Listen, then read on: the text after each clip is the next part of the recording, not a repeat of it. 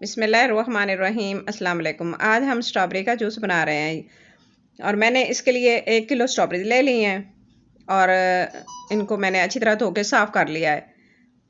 ये रमज़ान शरीफ के लिए इफ्तारी के वक्त बहुत ही जल्दी और हेल्दी जूस बनकर तैयार होता है और बहुत ही आसानी से बन जाता है। तो मैंने एक बर्तन ले लिया है। अब मैं इसमें इसका ग्रीन वाला पार्ट कट कर दूंगी और इसको मैं 2 पीसेस में कट कर लूंगी और इस तरह मैं सारे पीसेस जो है ना वो साफ करके कट कर लूंगी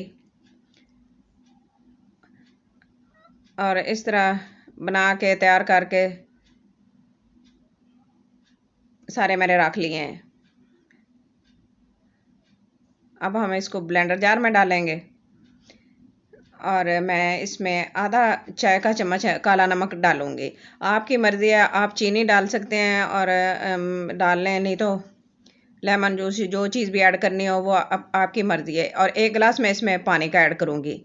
तो मैं सिर्फ काला नमक डाल के इसको बना रही हूँ और बहुत ही लाइट है और अफ्तारी के लिए ख़ास तौर पर रमज़ान शरीफ में बहुत ही मज़े का बनता है, बहुत हेल्दी है। और आप भी इस तरह ज़रूर ट्राई करना इसको, आसान रेसिपी को। और हमारा जूस बन के तैयार हो गया है स्ट्रॉबेरी का। अब मैं इसको एक बॉल में निकाल लेती हूँ इस तरह। तो आप इसको सेव करके भी रख सकते हैं, फ्रीज कर सकते हैं, जिस तरह मर्जी आप एंजॉय करें, जितने दिन आप चाहें।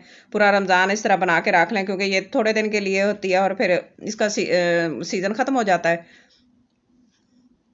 तो आज की मेरी छोटी सी रेसिपी आपको अच्छी लगे तो लाइक करना, शेयर करना, सब्सक्राइब करना और अपनी दुआ में याद रखना। Thanks for watching. अल्लाह हाफिज़।